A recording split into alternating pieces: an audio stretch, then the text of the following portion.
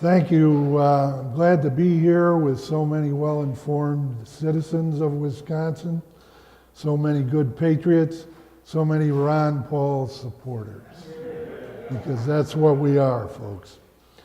If you were expecting the Incredible Hulk, I'm sorry to disappoint you. Okay. My name's Bill Zeitz. I got elected to the office of Town Board Chairman in Pine River, which is right outside the city of Merrill, in the year 2005.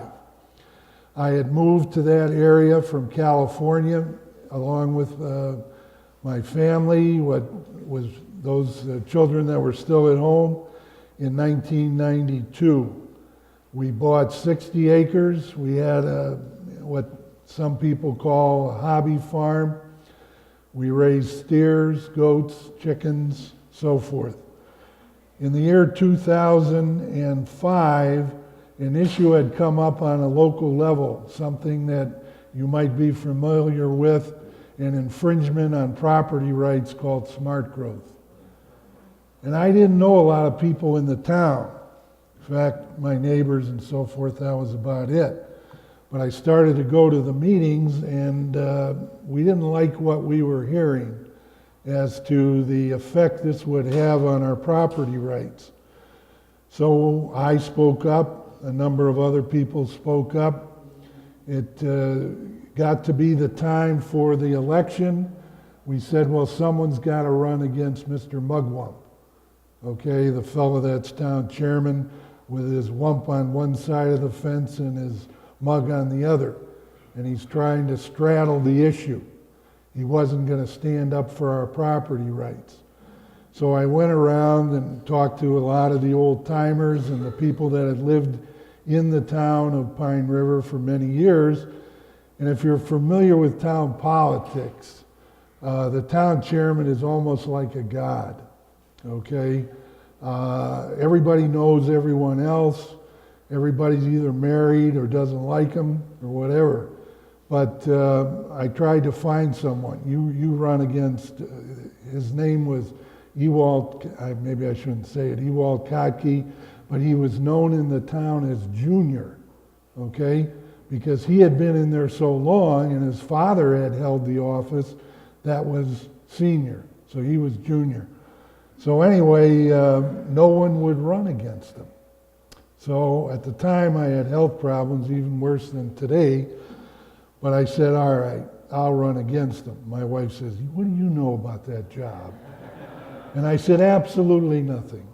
It was kind of a joke at the beginning, put up a couple homemade big signs and so forth. And then I, started to go around. And you know what spring elections are like in Wisconsin, especially up in the northern central part of the state. A lot of snow, a lot of ice, mud, dogs, okay?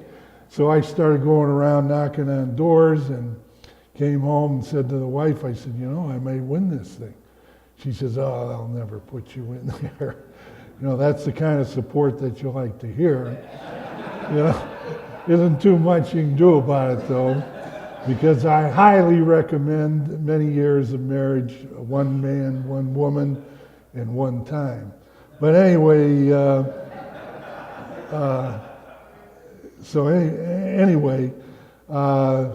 as things went on, I got some signs printed up, wrote a lot of letters to the paper because physically I couldn't handle all the things. I had a couple guest speakers come and talk about smart growth and property rights. And plus I had a campaign slogan that I think you couldn't beat. Zeitz fights for your property rights. And that's what I did. So the night of the election came, went to the courthouse, you could hear the ballots clicking, the machine going. His whole family was there, I was there by myself. The gal came out and walked over and said, congratulations. And I thought, oh no.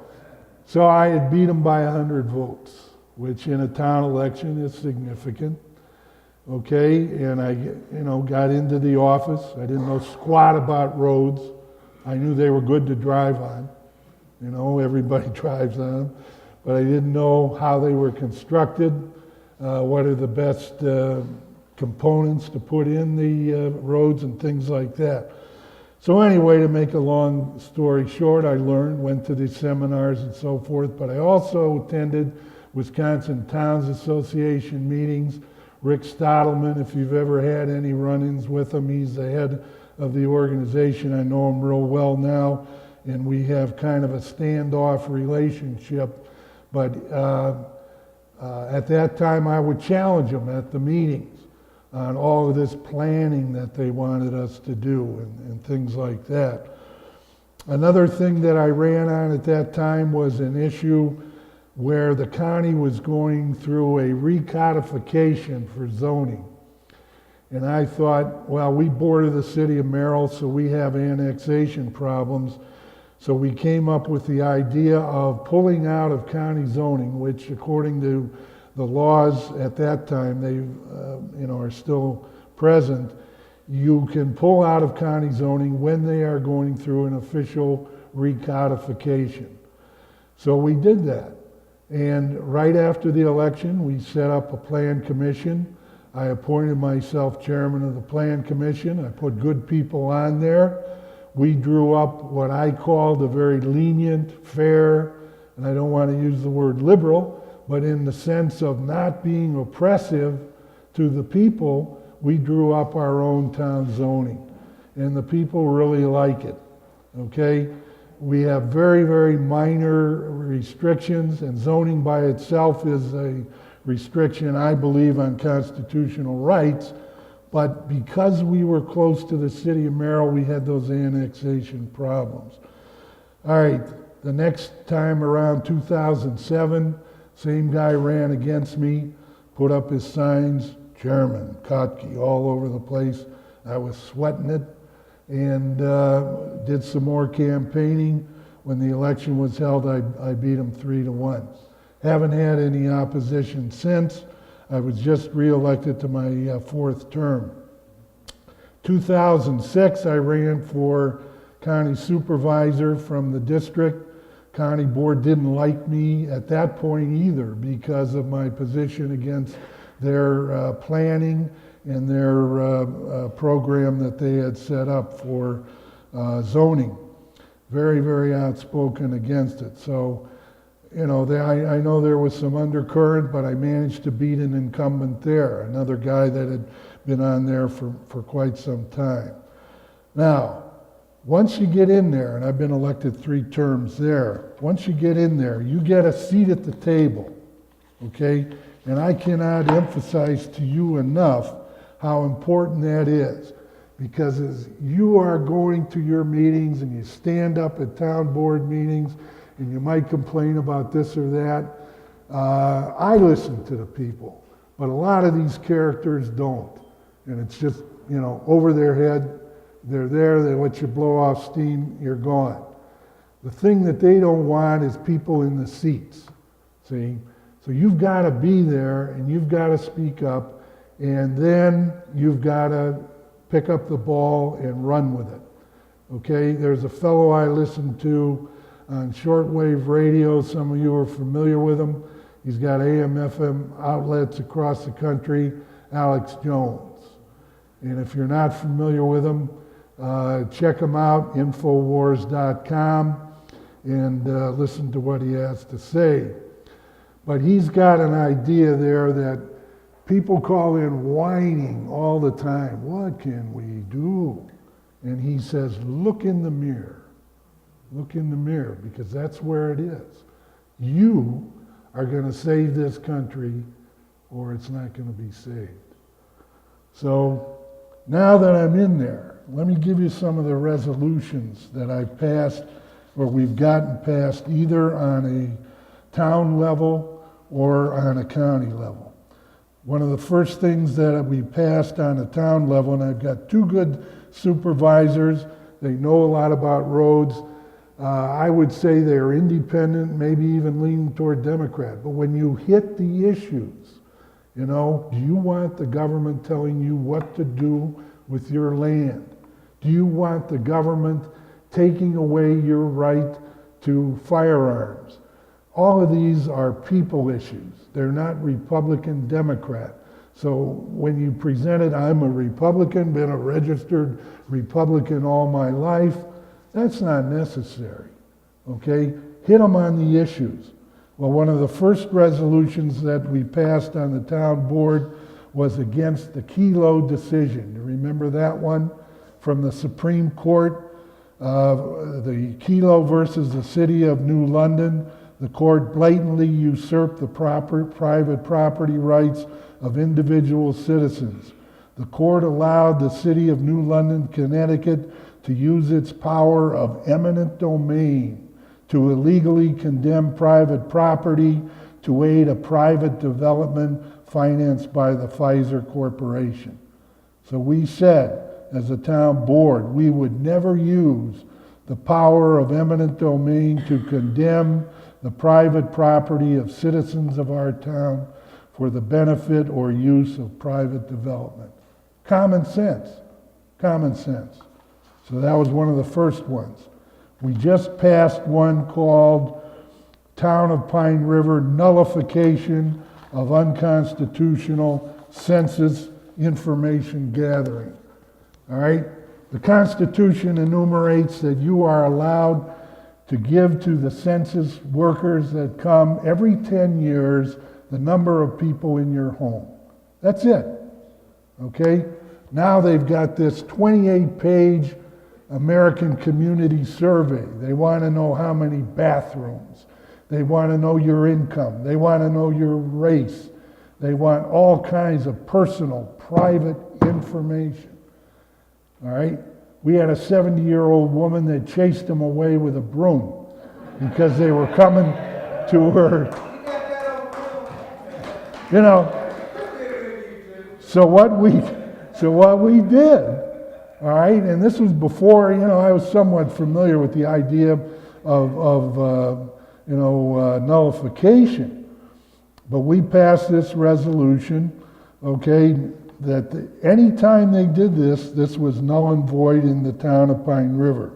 We sent it to the governor, state legislative representatives, Wisconsin delegation to the U.S. House, U.S. Senate, President of the United States, U.S. Department of Commerce, U.S. Census Bureau, the county clerk and sheriff of Lincoln County, and each of the town board chairmen in Lincoln County. Now, the only response that I got back from our congressman was from Paul Ryan. And it was a very interesting response. Thank you for contacting my office to request my assistance. I have noted the concerns of the town of Pine River about the constitutionality of actions by the U.S. Department of Commerce and the U.S. Census Bureau. William, normally I would be happy to assist you in resolving this matter. However, because the town of Pine River is not located within Wisconsin's 1st Congressional District, congressional courtesy requires me to forward your concerns to Congressman Sean Duffy, who represents Merrill, Wisconsin. I am confident that your federal representative will do what he can to assist you and town officials. Well, you know what? That was bullcrap. Okay? And I called his office. And I said, look, this congressman is chairing the budget committee. He's looking for ways to cut the federal budget. This census program, which is unconstitutional, intrusive, okay, on the rights of our citizens, costs $2 billion a year. I said, put it into your program. Cut it out. It's not in there now. See? They're looking for ways to cut. Come on, Mr. Neocon Republican. Let's face facts here. Okay, so that was one. And I'll go fast through these because I know you got other stuff to do here today. But, well, all right. A resolution opposing amnesty for illegal aliens and demanding federal action to secure United States borders. This was, I introduced this on a county level. I was called a racist for it, and they called the question very quickly. But the following month, they brought their own bill because, they had heard from people who had heard about my resolution, and we passed another one. So this particular one did not pass, but it certainly got a lot of things going. Here's one I'm really proud of, which we passed, and I'm going to introduce another one here very shortly. Resolution supporting H.R. 1207 in the U.S. House of Representatives to amend Title 31, United States Code, to audit the Federal Reserve System of the United States.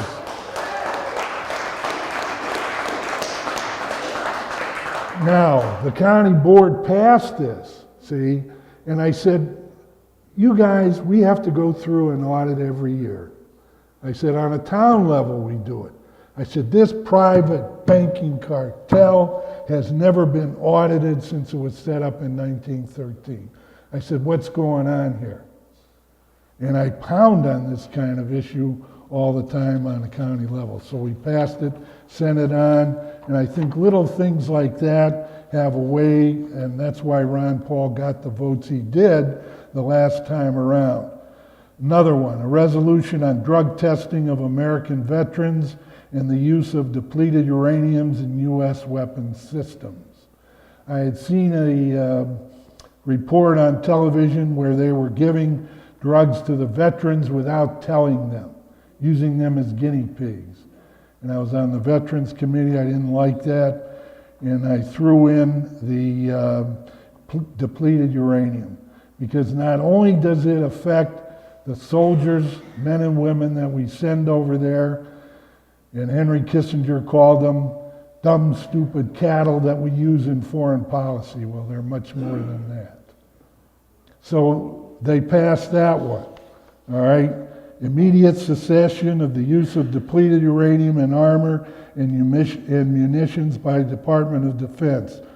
The establishment of monetary damage system of payments to veterans and their families harmed by the use of depleted uranium. Resolution in opposition to S-787, the Clean Water Restoration Act of 2009. Russ Feingold had introduced this, and he was changing the wording in the law from federal authority over navigable waters to all waters of the United States. That meant private ponds, wells, ditches, everything. Okay? So you can imagine the nightmare that we were going to have to go through with things like that. All right? So we passed that twice on a county level, and when the senator had his listening sessions, I would jump all over him on that. And he knows me, by the way. In fact, right after I was elected to town board, I got a call. Can we come to your town hall, and have a listening session? I said, you bet. I said, but I want FaceTime with the senator. So they gave me an hour before that meeting, and I was all over him on issues. Finally got down to the issue of life, and I said, Senator, I can agree with you on a lot of things, NAFTA, GATT, Patriot Act. I said, all these things your stands on those are good. I said, but your stand on life is way out of line. He says, I'm pro-choice. And I said, you can't be pro-choice when it comes to the constitutional right of an unborn child. Okay, so anyway, he spoke before the town board and the people that were there, and he said, I've been in 900 and some town halls across the state, and he said, this is the most informed town chairman I've ever met. And I don't know if that's the case. He was just stroking me, like they like to do. But he knew me from that day on. Another resolution supporting local farming, home gardens, local farmers markets, and opposing federal legislation that would destroy American freedom to raise good food. This was one we passed in opposition to, quote, food safety. All right? And that passed on a county level. And I had to fight the county agent, you know, the agent that's supposedly looking after the interests of the farmers in our area. You know, I went to the committee meeting and I said, County agent, have you told all the farmers in Lincoln County of this legislation and what it's going to do to them and take away their rights and their ability to feed the American public? And there was quiet. And I said, well, and he said, no. And I said, well, you don't deserve the money you're getting. Another one, resolution to the U.S. Congress on legal and illegal drug abuse. Okay, we had a problem in the Merrill schools where the kids were getting the prescription drugs out of the medicine cabinets, throwing them into a little container and popping them at parties. And I said, that's a problem, okay? That's illegal drug abuse. But what about the drug companies that are poisoning our population and destroying the health of the American people? So I had that one also passed. And now, therefore, be it resolved that the Lincoln County Health Board, of which I was on, we passed it there and then sent it to the county board, and the elected county board call upon Congress of the United States to initiate the following remedies. 1, a full investigation into procedures and practices of the Food and Drug Administration in its capacity of pharmaceutical approval. 2, a 15-year prohibition for any member of Congress or of the FDA to act as an agent or lobbyist for the drug industry. 3, a total ban on political contributions from drug companies to candidates for public office on the local, state, national levels. You want to clean up the issues here? This is what we need.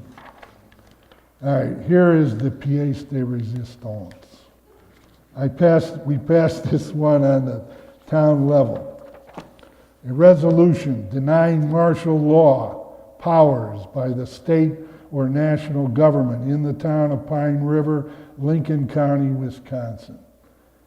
We sent this to the President, Obama, the Attorney General, the U.S. Department of Homeland Security, FEMA, all Wisconsin Congressional Senate members, Governor of Wisconsin, State Attorney General, Lincoln County State Senate, and Assembly Representatives, Lincoln County Sheriff, County Clerk, and all the towns. And that's the way we feel about it. Martial law, if it would ever be called in this country, I don't care what reason, is null and void in the town of Pine River, Lincoln County, Wisconsin. All right. So that's what you can do. That's what you can do. A seat at the table. I go to quarterly meetings of county board representatives at the airport here in Mosinee. Last meeting, Duffy, Lassa, Donna Seidel, Jerry Petrosky, and about 10 or 15 county board members from different counties, and I'm all over them in these things. I told Duffy, I said, you voted for the Patriot Act, extension of it. I said, that is strike number 1. I said, strike number 2 is bring the troops home. I said, get them out of there. I said, we have reached a point in this country where we cannot afford financially, socially, politically, all of these foreign wars. We are not the policemen of the world. We are not.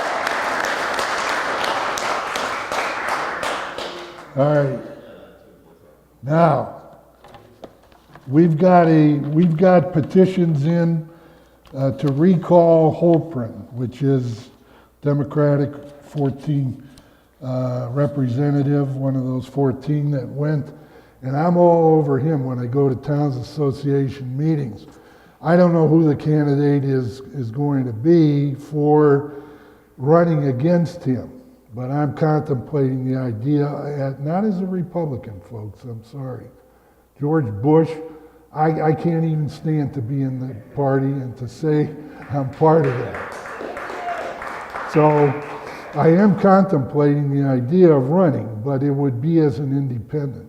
But here's some of these issues. You know, we're going to hear taxes, cut spending. We know that. We know that. What else can we do? We can bring about a reduction in health care costs by granting health freedom in the state of Wisconsin. Now, what does that mean? If there are alternative methods for treating disease in this country that the FDA and the American Medical Association and all of these bureaucracies don't want, they just simply ban it. Well, if we're a health freedom state, and I'm living proof, okay, a little barely, of using some of these alternative medical things, okay? I've been to Milwaukee, there's some good treatments using oxygen, okay, not just the hyperbaric treatment. There's all of our supplements, all of our vitamins. Let's make it a health freedom state, and you would watch the dependence of the American people on the medical big pharma establishment go down, health costs would go down, people's health would improve. That would be one issue. Second issue, use the 10th Amendment to bring home our National Guard troops from all over the world.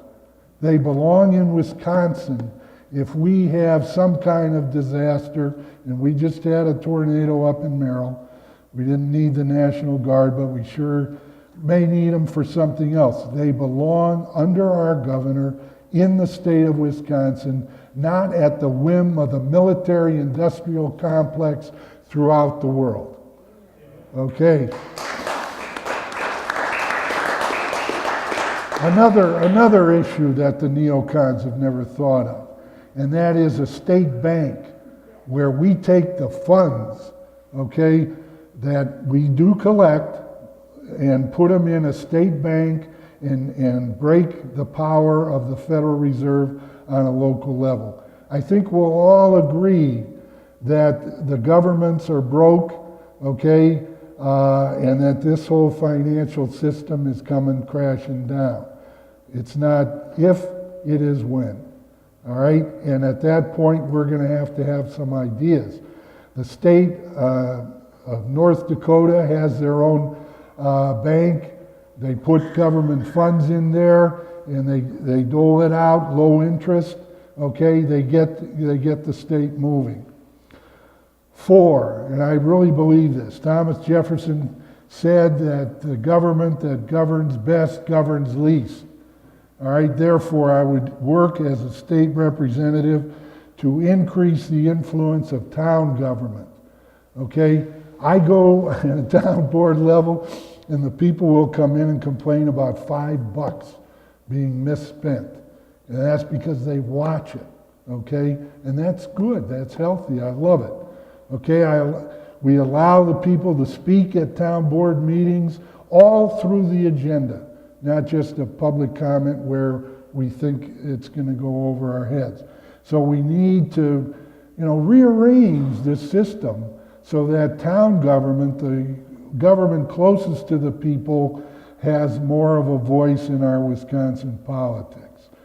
And then the last item is what I mentioned before, and I know Anita wasn't in favor of this idea, but I think we need paper ballots, hand counted, and if it's going to slow up the process, I think we're going to get a better count. I'm worried about these voting machines and about the way they work and the way they operate. All right, so that's it. Thanks a lot for your time.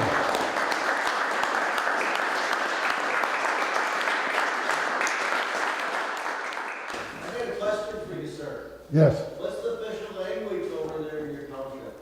The official what? Language. Language? Couldn't you understand me?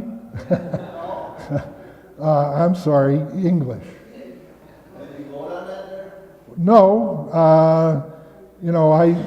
we've got a lot. Oh, we passed another one. I'm sorry, not to, at the County Health Board.